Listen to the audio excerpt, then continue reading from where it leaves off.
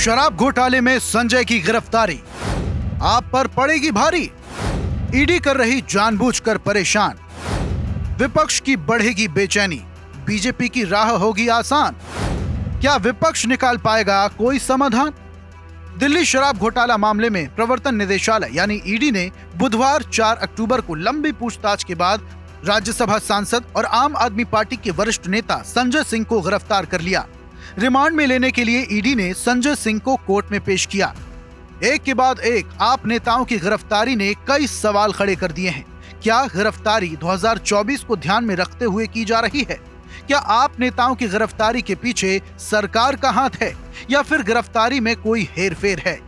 ऐसी ही बहुत से सवाल खड़े हो रहे हैं, क्योंकि लगातार होती गिरफ्तारियां जनता के मन में भी ये सवाल पैदा करती हैं कि देश की राजधानी में उनके द्वारा चुने गए जनप्रतिनिधि घोटालों में लिप्त थे। जिनके हाथों में राजधानी की कमान सौंपी गई है, वो सिर्फ अपना घर भर रहे थे। अगर नहीं तो फिर क्या मोदी सरकार सच में केंद्रीय एजेंसियों का अपने हिसाब से इस्तेमाल कर अपनी राह का रोड़ा हटा रही है, जो लोकसभा चुनाव में भाजपा के लिए मुसीबत का सबब बन सकता है? संजय सिंह से पहले दिल्ली के उप मुख्यमंत्री मनीष सिसोदिया को भी शराब घोटाले में गिरफ्तार किया गया था। सिसोदिया 4 मार्च से जेल में हैं और लगातार जमानत की कोशिशों में लगे हुए हैं, लेकिन इस मामले में उनके हाथ अभी तक कोई सफलता नहीं लगी। केवल एक बार उनसे उनकी बीमार पत्नी को मिलवाने की इजाजत मिली थी।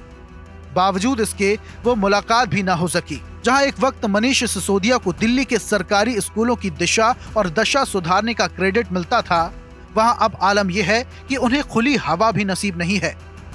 ऐसा ही हाल पूर्व मंत्री सत्येंद्र जैन का है। वो भी पिछले 1 साल से ज्यादा समय से जेल में बंद हैं।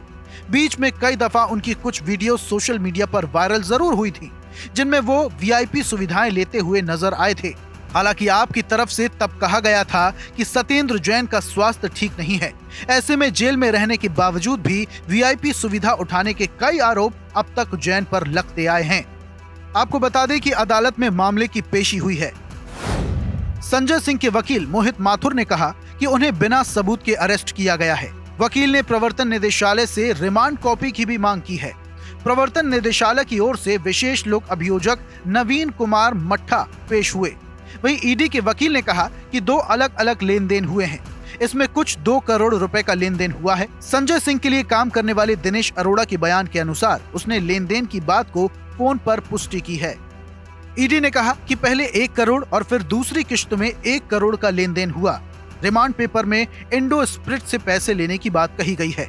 प्रवर्तन निदेशालय ने आगे कहा कि सर्वेश, जो कि संजय सिंह का कर्मचारी है, उसको संजय सिंह के घर पर पैसा दिया गया था। दिनेश अरोड़ा ने इस बात की पुष्टि भी की है। मामले में सुनवाई के दौरान संजय सिंह ने कहा कि प्रवर्तन निदेशालय झूठ बोल रही है।